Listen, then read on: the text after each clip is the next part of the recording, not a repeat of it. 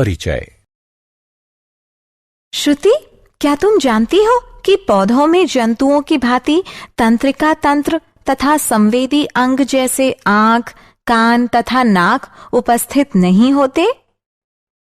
हाँ सौम्या, किंतु वे संवेदी वस्तुओं जैसे गुरुत्व, रसायनों, पानी तथा हार्मोनों के प्रभाव से भी स्थिर रह सकते हैं। हाँ, अतः हम ये कह सकते हैं कि पौधे उद्दीपनों की उपस्थिति के कारण स्थिर रह सकते हैं तथा उनके प्रति अनुक्रिया कर सकते हैं। क्या हम ये भी कह सकते हैं कि पौधों में हार्मोन्स पौधों की वृद्धि को प्रभावित करके उनके व्यवहार को समन्वयित करते हैं? हाँ बिल्कुल, और पौधों की वृद्धि पर पड़ने वाला प्रभाव पौधे के भाग जैसे जड़ तथा तने में गति का परिणाम हो सकता है। पौधे वृद्धि द्वारा विभिन्न उद्दीपनों के प्रति बहुत धीमी अनुक्रिया करते हैं। तो आओ इस अध्याय में हम नियंत्रण एवं समन्वय के बारे में विस्तार से चर्चा करें। उद्देश्य। इस पाठ के अंत में आप निम्न करने में सक्षम हो जाएंगे: पौधों में समन्वय को समझना, उद्दीपन की तात्कालिक अनुक्रिया का पता लगाना, वृद्धि के कारण गति को समझना, पौधों में हार्मोनों का पता लगाना, दीप्तिकालिता तथा पुष्पन का अध्ययन करना, जंतुओं में हार्मोनों का पता लगाना, अंतःस्रावी ग्रंथियों की संरचना तथा उनके कार्यों को समझना। पौधों में समन्वय। पौधों में तंत्रिका तथा पेशीय तंत्र का अभाव होता है। पौधे उद्दीपनों के प्रति दो प्रकार की गतियों के द्वारा अनुक्रिया करते हैं: एक वृद्धि पर आश्रित यानी आश्रित वृद्धि, और दूसरी वृद्धि से मुक्त यानी स्वतंत्र वृद्धि। वृद्धि से मुक्त यानी स्वतंत्र वृद्धि गति वृद्धि पर आश्रित यानी आश्रित वृद्धि गति से अधिक तेज होती है तथा ये पौधे द्वारा वैद्युत रसायन संकेतों के प्रयोग को भी सम्मिलित करती है। उदाहरण: छुई मुई पौधे की पत्तियां छूते ही मुड़ना प्रारंभ कर देती हैं तथा नीचे झुक जाती हैं। उद्दीपन के लिए तत्काल अनुक्रिया। उद्दीपन की दिशा में पौधों की गति को अनुवर्तन कहते हैं।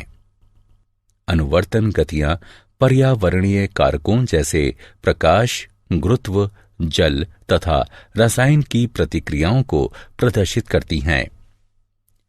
वृद्धि पर आश्रित यानी आश्रित वृद्धि गतियां अथवा अनुवर्तन गतियां धीमी होती हैं। ये या तो उद्दीपन की तरफ अथवा उद्दीपन से दूर होती हैं। प्रकाशानुवर्तन प्रकाश के प्रति पौधे या पौधे के भाग की दिशीय गति है। उदाहरण: तने धनात्मक प्रकाश अनुवर्तन को दर्शाते हैं। पौधे की जड़ों में ऋणात्मक प्रकाशानुवर्तन जबकि पौधे के तनों में धनात्मक प्रकाशानुवर्तन पाया जाता है। गुरुत्वानुवर्तन गुरुत्व के प्रति पौधे या पौधे के भाग की दिशीय गति है। उदाहरण: जड़ें धनात्मक गुरुत्वानुवर्तन दर्शाती हैं। पौधे की जड़ों में धनात्मक गुरुत्वानुवर्तन जबकि पौधे के तनों में ऋणात्मक गुरुत्वानुवर्तन पाया जाता है। रसायन अनुवर्तन रसायनों के प्रति पौधे या पौधे के भाग की दिशीय गति है। उदाहरण: बीजांड की तरफ पराग नलिका की वृद्धि। जलानुवर्तन जल के प्रति पौधे या पौधे के भाग की दिशीय गति है। उदाहरण: जड़ें। वृद्धि के कारण गति। जब प्रतान किसी आधार के संपर्क में आते हैं तो प्रतान का वह भाग जो वस्तु के संपर्क में है उतनी तीव्रता से वृद्धि नहीं करता है जितना प्रतान का वह भाग जो वस्तु से दूर रहता है। इस कारण प्रतान वस्तु को चारों ओर से जकड़ लेता है। पौधों में हार्मोन। पादप हार्मोन या फाइटोहार्मोन ऐसे रसायन तत्व हैं जो कि पौधों द्वारा प्राकृतिक रूप से उत्पन्न होते हैं। जब ये कम सांद्रण में उपस्थित होते हैं तो एक या एक से अधिक कार्य की प्रक्रियाओं को नियंत्रित करने में सक्षम होते हैं। पादप हार्मोन तथा उनके कार्य निम्नलिखित सारणी में दिए गए हैं।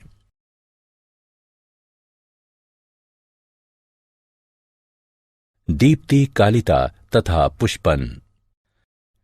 पौधों में पुष्पन वर्ष में एक निश्चित समय पर होता है तथा ये दीप्ति काल और ताप जैसे कारकों द्वारा नियंत्रित होता है। कुछ पौधों में पुष्पन सिर्फ प्रकाश और अंधकार की अवधि तथा उसके परिवर्तन पर निर्भर करता है और इसे दीप्ति कालिता कहते हैं। इसकी खोज गार्नर तथा अल्लार्ट ने सन 1920 में की थी। दीप्ति काल के आधार पर पौधे 3 प्रकार के होते हैं: लघु यानी अल्प प्रदीप्तकाली पौधे, दीर्घ प्रदीप्तकाली पौधे और तटस्थ प्रदीप्तकाली पौधे। लघु यानी अल्प प्रदीप्तकाली पौधों को पुष्पन के लिए अधिक प्रकाश की आवश्यकता नहीं होती है। उदाहरण तंबाकू, चावल और डहेलिया। दीर्घ प्रदीप्तकाली पौधों को पुष्पन के लिए अधिक प्रकाश की आवश्यकता होती है। उदाहरण गेहूं, ज्वार और मूली। तटस्थ प्रदीप्तकाली पौधे पुष्पन के लिए दीप्तकाल पर निर्भर नहीं रहते हैं। उदाहरण टमाटर और सूरजमुखी। जंतुओं में हार्मोन। हार्मोन शब्द को बेलिस और स्टार्लिंग ने प्रतिपादित किया था। जंतुओं में हार्मोन्स अंतःस्रावी ग्रंथियों द्वारा उत्पन्न होते हैं और ये रसायन तत्व सजीवों की गतिविधियों और उनकी वृद्धि को नियंत्रित एवं समन्वयित करते हैं। जंतु हार्मोन वातावरणीय कारकों पर निर्भीत दिशीय गति नहीं लाते हैं, किंतु शरीर की संरचना को बनाए रखने के लिए विभिन्न क्षेत्रों में नियंत्रित वृद्धि को बढ़ावा देते हैं। जंतु हार्मोन्स और उनके कार्य तथा उनकी कमी से होने वाले रोग निम्नलिखित तालिका में दिए गए हैं।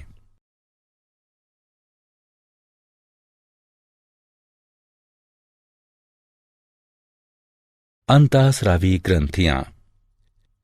ऐसी कई अंतःस्रावी ग्रंथियां हैं जो कि एक दूसरे से स्थिति, संरचना तथा उनके द्वारा स्रावित हार्मोन एवं उनके कार्यों में भिन्न होते हैं। अंतःस्रावी तंत्र कई अंतःस्रावी ग्रंथियों से मिलकर बना होता है जो कि शरीर के कार्यों को स्रावित होने वाले विशेष रसायनों, जिन्हें हार्मोन कहते हैं, उनके द्वारा नियंत्रित तथा समन्वयित करती हैं। क्या आप जानते हैं थायराइड ग्रंथि मानव शरीर की सबसे बड़ी अंतःस्रावी ग्रंथि है। थायरोक्सिन की कमी के कारण शिशु में क्रीटेनिज्म यानी अवरोधित वृद्धि हो जाती है, जिसमें शारीरिक, मानसिक और जनन वृद्धि रुक जाती है। भोजन में आयोडीन की कमी के कारण घेंघा रोग हो जाता है, जिसमें गर्दन सूज जाती है। एड्रेनलिन को आपातकालीन हार्मोन या 3F हार्मोन के नाम से भी जाना जाता है। पीयूष ग्रंथि को सामान्यतः मास्टर ग्रंथि भी कहा जाता है। वृद्धि हार्मोन की कमी के कारण बौनापन हो जाता है, जबकि इसकी अधिकता से जाइगेंटिज्म यानी अतिकायकता हो जाता है। इंसुलिन की कमी के कारण मधुमेह रोग हो जाता है। सारांश। आइए हमने जो कुछ सीखा है उसे संक्षेप में दोहराते हैं। पौधे न केवल प्रकाश के प्रति अपितु अन्य उद्दीपनों के प्रति भी प्रतिक्रिया दर्शाते हैं। पादप हार्मोन अनेक प्रकार के होते हैं, जैसे ऑक्सिन्स, जिब्बेरेलिन्स, साइटोकिनिन्स यानी जेटिन, एब्सिसिक अम्ल और एथिलीन। पौधों में पुष्पन तथा बीज अंकुरण प्रकाश की अवधि द्वारा नियंत्रित होते हैं और इस प्रक्रिया को दीप्तिकालिता कहते हैं। पौधों के भागों की प्रकाश उद्दीपन की दिशा में गति प्रकाशानुवर्तन कहलाती है। पौधों के भागों की पृथ्वी के गुरुत्व की दिशा में गति गुरुत्वानुवर्तन कहलाती है। पौधों के भागों की जल की दिशा में गति जलानुवर्तन कहलाती है।